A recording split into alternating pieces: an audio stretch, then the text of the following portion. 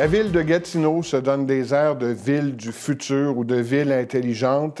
Au lieu de se doter d'un système de préemption traditionnel, commercial, pour répondre aux exigences du schéma de couverture de risque en sécurité incendie, la ville a plutôt développé son propre système centralisé de gestion des feux de circulation, en incluant aussi dans cette démarche un volet priorité bus pour les véhicules de la Société de transport de l'Outaouais.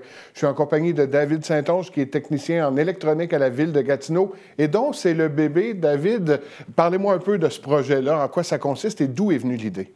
Bien, tout d'abord, merci beaucoup. Bien content de venir présenter notre système centralisé. Tout a parti d'une demande en 2012 déjà. Ça fait déjà 8 ans qu'on travaillait sur le système qui était généré par le service d'incendie pour avoir des nouveaux systèmes de préemption. Qu'est-ce que c'est, la préemption? La préemption, c'est un signal. Un signal qui vient modifier le cycle standard du feu. Donc, modifier le cycle pour donner un signal vert absolu au passage du camion incendie. Priorité aux véhicules d'urgence. Priorité incendie, exactement. Mais là, vous êtes allé plus loin que ça. Oui, puis un autre terme qu'on va sûrement discuter, c'est le TSP, en anglais Transit Signal Priority, qui est une priorité bus, qui est équivalent là, à une priorité incendie. Mais qui est un service moins...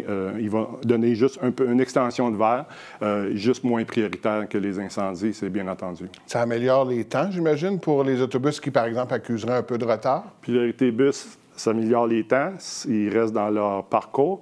Et côté préemption, bien, la même chose, ils se rendent plus rapidement au sinistre. Et puis, ça se fait de façon plus sécuritaire.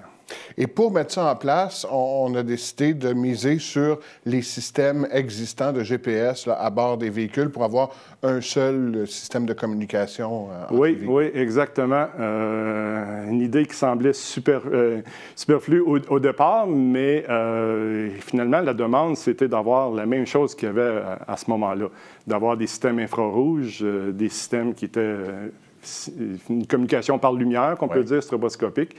Mais on s'est vite aperçu que les systèmes GPS qu'on appelle, nous, commercialisés, conventionnels, étaient plus adéquats à ce moment-là.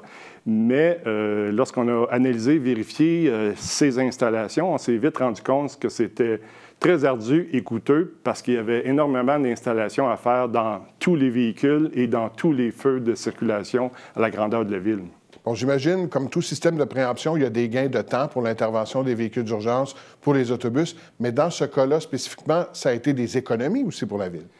Les gains ont été énormes du fait que c'est pratiquement un système virtuel. On n'a pratiquement pas d'équipement installé, pas dans les véhicules, les mêmes équipements dans les feux de circulation. Notre serveur, notre application que nous avons montée. Et puis, les gains se situent là en argent. Si les incendies auraient voulu monter un système comme ça, c'était 2 millions pour les incendies, priorité bus, 3,2 millions.